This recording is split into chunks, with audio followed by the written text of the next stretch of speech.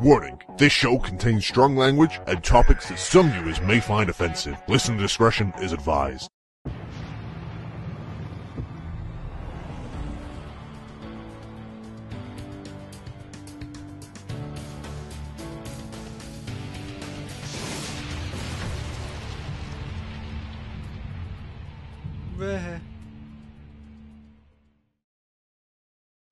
Have you ever wondered what happens when a wrestling fan reaches the end of the world? Well, you're about to find out. Join us on the 8th of June at 8 p.m. GMT at youtube.com/the Suplah podcast for the end. Just don't be like this guy.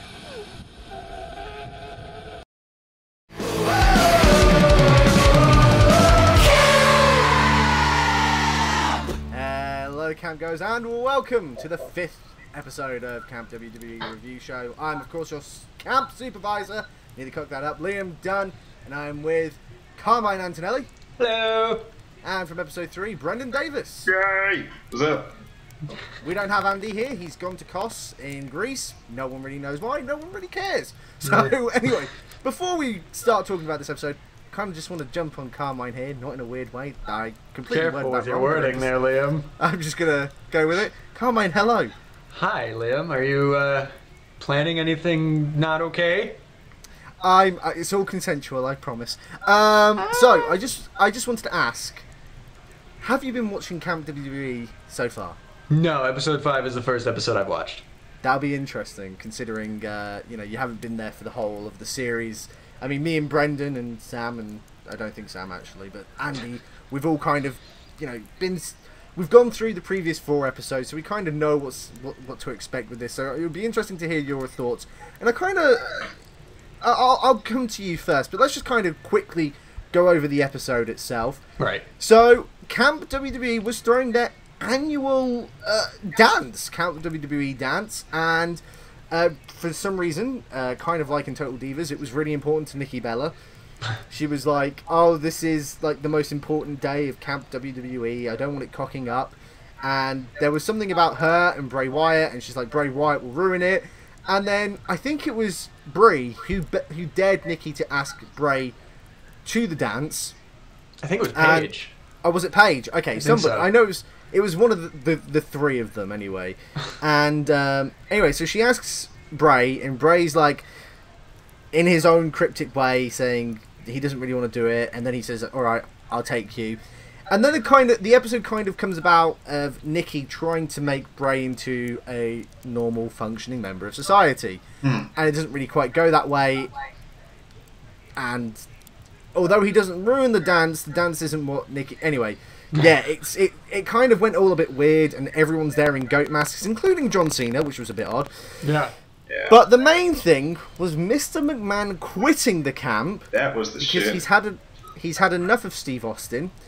So he's like, I'm going to quit Camp WWE. I've had enough of Stone Cold Steve Austin. I'm going to go to the fucking moon. That's not a joke. That actually happened in the episode. I'm going to be an astronaut and start a normal suburban family life. That genuinely happens. At one point, he genuinely, honestly, seriously, Vince McMahon goes to the fucking moon. With a dog and a monkey. Yes, with a dog and a fucking monkey. Right? That genuinely happens. Eventually, because Vince leaves, Steph takes over and she's like, I'm going to run Camp WWE. Simple thing is, just ignore Steve Austin. And Steve Austin gets bored and lonely, so he starts trying to terrorize Vince in his suburban home, which he's admitted he's been living there for 2 days. I'm impressed that he's managed to do that in 2 days. And then Vince kind of turns it on his head and says, "Oh no, it was all a joke on you. It was all a prank on you, Steve Austin. You really need me." And then Lex Luthor shows up. Lex Luthor. Lex Luger. Superman. Holy yes, shit. Lex Luger. Sorry, I was in my DC zone then. This is my dog. Why are they so similar? Why did they not just call him Lex Armstrong? I don't know. I really don't know. Anyway, Lex Luger shows up and he's like, "Hi, I'm Lex Luger," and then Vince is like, "Oh fuck, let's just ignore him. Just don't look him in the eye. Just ignore him. Don't look him in the eye." Which was thoroughly enjoyable. So before we talk to Brendan and myself about the reviews, Carmine, the camp virgin. That came out really badly. First you're jumping on me, now you're Liam. The camp virgin, I guess. What did you think to this? Because this is your first experience with Camp WWE. What did you think? I want to give like a rundown of what I think of some of the characters. Yes. Vince is pretty funny, at least in this episode he was. I've heard in some episodes he's pretty hit or miss, but I felt like he was alright here. Steve Austin is, yeah, that's a thing. Stephanie and Triple H I think are really funny, and when I first heard Triple H actually do the, Stephanie, that was fucking funny.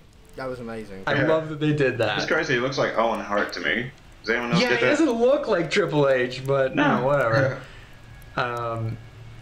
The kids, Cena is funny. I think Cena's really funny. There's a point where Stephanie announces Vince quit, and Cena's like, "Is this something I said? Is this something I didn't say? Is this something I thought about saying but didn't because I was too distracted by how bright my clothes are?" Like, that shit was funny. I agree. Undertaker, I like just being the like weird goth kid. Big Show is the big stupid one. Okay, whatever. R-Truth is I don't even know how to categorize R-Truth. He's a stereotypical black one, just saying. I guess. Mark Henry was just there in the background. He never said anything. Well, he had an episode dedicated to him. I think it was episode 4, where he has a food baby. And that was the joke. I was about to say, has he even said anything the whole series? But I didn't see that. Yeah, one. no, he there was an episode where he was having a food baby, and John Cena was the father. Wait. Yeah. What? Yeah. Go back and watch episode 4. You'll see it. Oh my damn. I don't know if I want to now. No, you do, simply because it has one line that killed me and Andy, and it's the funniest line, including this episode. It's the funniest line in the whole of Camp WWE. It's just Vince McMahon. He's on a gondola with Triple H, shaped like a swan. I've talked about this in the last episode. I don't care. I love it that much. I'm talking about it again. He's on a gondola, shaped like a swan. He's with Triple H. They're chasing a swan. And then Vince just says, for no reason, "Swans are dicks!" And it was beautiful. Wow. It was beautiful. That's all it was. That's all that scene was made up for. Just to hear Vince McMahon say swans are dicks. It was beautiful.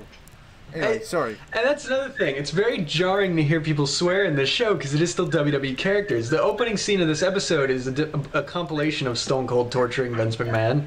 That starts with, like, Vince waking up to his Fandango alarm clock and then getting hit in the face with a fucking log.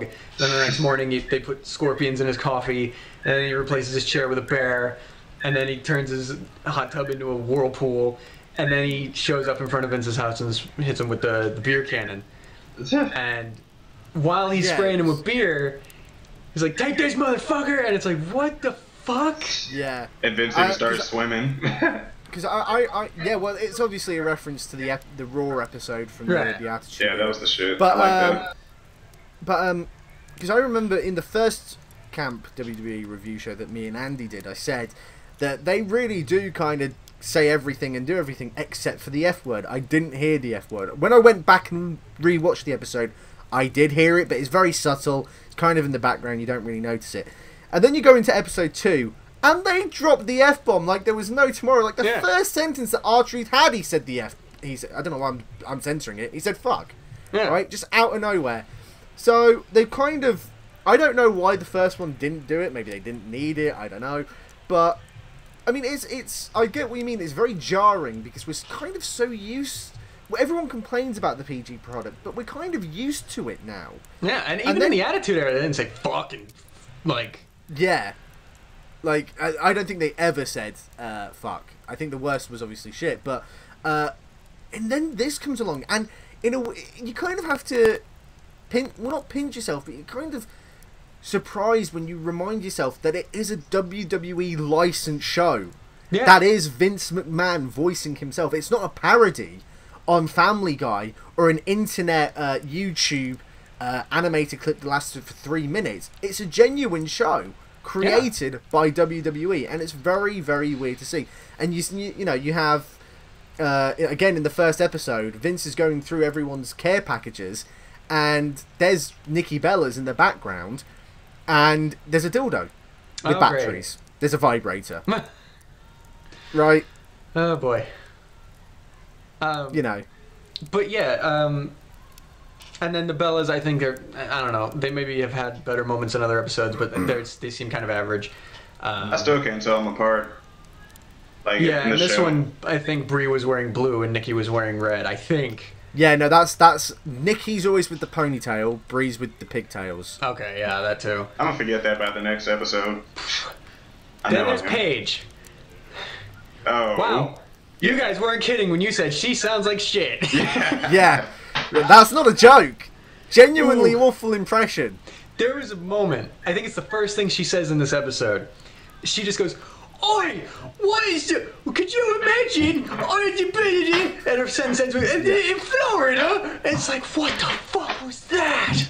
Yeah, it's genuinely awful. It's as if, to me, it's kind of like if someone was trying to do a British accent but had never heard one and was trying to do it after being described what a British accent was. Yeah. Like, Paige isn't even, she doesn't even sound that British in real life. And then you get this, it's, "Oi, Florida!" Like, what the fuck? She sounds like, what's the dad? Father Weasley from Harry Potter and shit. What's his name? Arthur Weasley. Arthur Weasley. I'm just trying to remember. It's been so long since I've seen those. She sounds like him. I think this is a cultural thing because she doesn't sound like Arthur Weasley to me. Arthur Weasley from the movies is actually posher than that. That is like the way that they're portraying straight up Cockney. Paige. Oh yeah, without a doubt, she's Cockney. But that doesn't make sense because Cockney's London and she's from Norfolk, which is not London. I don't think they put that much thought into it when they wrote her accent. Well, the thing is, that's what I have the problem with, right? I understand if it's a joke, but if you go back, again, we're kind of referencing other episodes here, but you kind of have to in a way. If you go back to episode 3, I talked to Brendan about how badly the accent was. And I said if it was like a one-off as a joke, I'd get it. But for the whole episode, it really is grating because it's not funny. Right. It's not a joke. It's just really it just awkward. It just sounds stupid. Like, it's not a joke, it's just stupid. I don't think she was that bad in this episode. Maybe she was worse in her first episode, well, but... No, in episode 3, she's the main character of the episode. That's why it's So you bad. get to hear it for a whole 22 minutes, man. Yeah. She's like, Sergeant Slaughter! Like, that's not how British... That's not even... I don't say it like that. Slaughter. That's how you say it. That's how you say it. Right? So, anyway, anyway, so let's talk about this episode. So, Carmine, what was your overall thoughts on it? Well, I think Bray Wyatt was new in this episode, yeah? Yeah. Yes, he had never... This was his debut. I really liked him. I thought he was very funny that they just relentlessly made fun of his cryptic promos. I think he quoted... I think almost everything he said was a quote from a real promo of his. I think so, yeah. I think that was really funny. There was a bit in the episode where he does say... They've been lying to you, Nikki. And I just had Andy's voice in the back of my head going, "They've been lying to you, man." They've been lying to you, man. Andy's really bad impression of Bray Wyatt. Just, "They've been lying to you, man." And I think my favorite Bray Wyatt joke was when like he was starting to get a little attached to Nikki and he's like sitting on a tree, like trying to find poetry for her, but he's only looking through Southern poetry. And like really everything racist. he finds is racist. Yeah. It's like, maybe this one... No, that's racist. Oh, this one's good. Yeah. No, it's even more racist. Like, that was really funny. And then there's that stupid fucking cliche moment where they're on the girls are on the other side of the tree making fun of him, and he's like, "Oh, they don't like me." And then he, like, confronts them about it. And then he crab walks away. I thought that was the funniest shit. Shit, I must not have been paying attention. I missed that. That part. That does happen. So, Brendan, what was your thoughts then? I was more concerned with the whole Stone Cold Vince McMahon thing. That shit had me rolling. Like, I almost died laughing at it. Just Stone Cold losing his mind because he didn't have Vince McMahon. He started humping John Cena's face. That was so crazy. That was actually amazing. I'm not gonna lie. What was amazing about that was that we were on something else. I think it was the Nikki and Bray story, and I can't remember what was going on. And then it just cuts to Stone Cold trying to He's just trying to eat his cereal, and he's like, "Yeah, you like that? You like that one?" I think Stone Cold's voice is really fucking annoying, but luckily he's funny enough to make up for it. Yeah. Like that.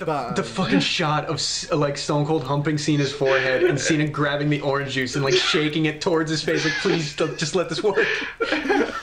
And then Stone Cold just got bored and walked away. Then was like, yeah, that was. To be fair, with Big Show also playing the dumb idiot, and Stephanie's going, because their tactic is to just ignore Stone Cold, and Stephanie's tactic is, right, if you just ignore him, he'll go away. And then he just walks in, and Big Show just goes, I'm ignoring you. And then there's a bit where Stone Cold runs out of the camp to go find McMahon and bring him back to camp, and Big Show chases him like, I'm still ignoring you. I fucking love that part. And then, it was showing like the Vince McMahon being happy with his new family thing. Yeah. Like that whole compilation. When it was showing him on the damn bike, I was like, why is it showing that Vince McMahon is about to ride a bicycle for the first time? And then it showed him on, I was like, oh, okay. Why is his new wife pushing him? And his stepson's name was Lester. God, that whole thing was weird. That whole thing was weird. Vince gets back from space. And so he goes to space and has a family within 2 days. And he comes home, and then there's a bus that drops this random kid off. He's like, hi, son. Like, what? And I love the whole compilation. It was playing like Monopoly, and Vince lost a whole lot of money. So he tells Lesnar to look the other way, takes all the fucking cash. Yeah. I'm surprised. I'm genuinely surprised that with the Monopoly bit, they didn't make a joke about the XFL. Like, that would have been a great moment to make a joke about the XFL or something. I don't know if they could have worked it in. But, no, for me... What was that book? In that same compilation, Vince was reading a bedtime story to that kid, and he puts the book down, and it was like, I've probably killed like 200 people, a Rupert Murdoch story. Yeah, that was it. So... That was crazy. So, very quickly, Okay, very quickly, because we've got to start wrapping this up now. Very quickly, I thought it was a decent episode. Not as good as the last one, because it didn't have swans or dicks. That one line will always live to me as the reason why episode 4 is the superior episode. Vince McMahon once again seals the show. Carmine, go and watch the other episodes, because he is literally the best character in the entire series. I could watch a show simply about him and his life in general, because it just sounds like that would be hilarious. Overall, it was okay. It wasn't as good as episode 4. Better than episode 3. Episode 3 is still the weakest. There was some laugh out loud moments. I would probably rate it between episode 1 and 2, I'd say. I'd say it's kind of maybe just on par with episode 1. I thought overall it was a very good episode. I don't have anything else to compare it to, but I definitely liked it. I might actually go back and watch the rest of the series and keep up with it from now on. It was just... It surprised me. I thought it wasn't going to really be that good, and I'm pleasantly surprised with how I liked it. Brandon? Oh, yeah. I liked it. Right. Excellent. Like the last one that we watched, I can't even remember which one it was. You know what? Brendan is the Big Show of our review show. It's like what the fuck was he talking about? Yeah. Yes, nice one, Brendan. Yeah. Anyway, so by looking at my windows, I forget what outside looks like after. Yeah, you're definitely the Big Show.